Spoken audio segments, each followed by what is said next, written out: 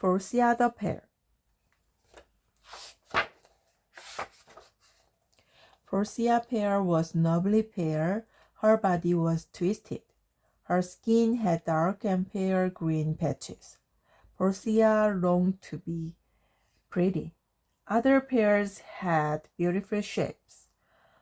They had smooth skin and a lovely cream color. Some pears had a shade of red, which made them even prettier than the others.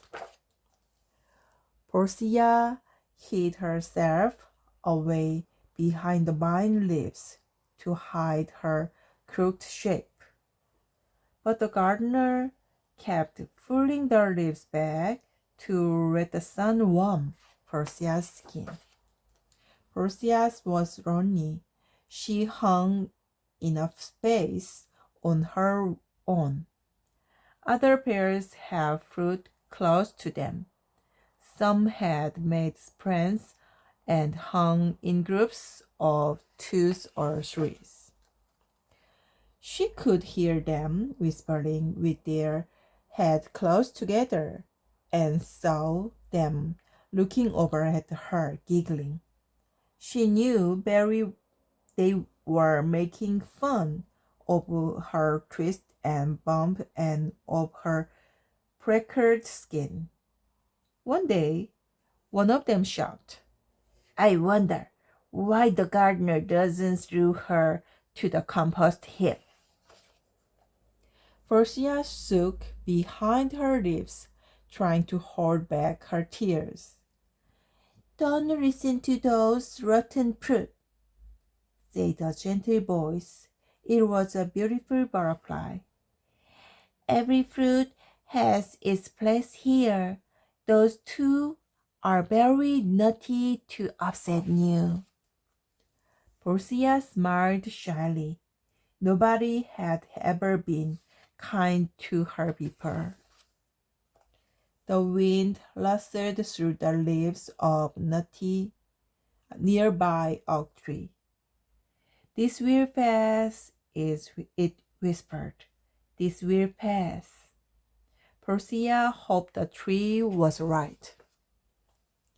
She turned her face to the sun for warmth. As she did, she felt a vine shake. They were false. Then it shook again. This time it shook so hard she thought she would fall from the vine. Then she heard a strange sound. "Must is so hungry, oh my tummy. Must is so hungry, oh my tum." There was a low growling sound, and suddenly a wiggly caterpillar appeared through the leaves. "Ah, lunch," he said as he laid his greedy eyes upon Portia. The deep growl sounded again from the caterpillar's stomach. "Be quiet, Tom. Now we will eat." Portia tried to think of a way to escape as the caterpillar closed nearer. He opened his mouth wide just as he was about to chop. He spotted the fluff pear who hung together beyond Portia. "Even better," the caterpillar said, and off he crawled to make a meal out of the others. The wind blew through the great oak.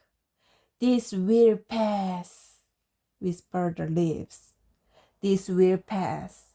"Good," said the big juicy pear when the caterpillar had gone. "Those pears were silly.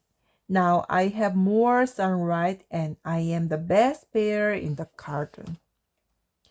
Days passed quietly. The butterflies visited Portia each day, and sometimes a crispy red robin would sit down her, resting his wings. He was shy too, but he smiled and came more often as the days went by. It wasn't quiet for long. The handsome bear began to tell everyone in the garden how he was the best fruit. He was busy talking one day when the wind blew through the old oak tree. This will pass, the leaves whispered. This will pass. Five fuzzy white fingers wrapped tightly around the handsome pear. They squeezed and tugged him until he snapped off the vine. The park keeper's daughter had sneaked into the kitchen garden and was filling her pocket as she went. She turned and reached for Portia, but the park keeper arrived and said, "There you are, pumpkin. Time to go." Robin two butterflies flew to Portia's side and sat with her until little girl had gone. Then Butterfly said, "Do you know how beautiful you have become, little Pear?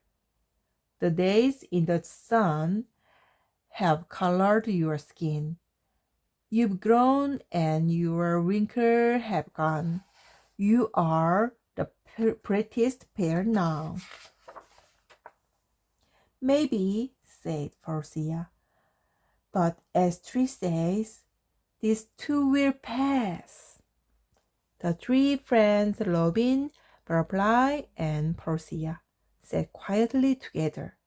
They were glad they were friends and were sure they would be for a very long time, no matter how they looked.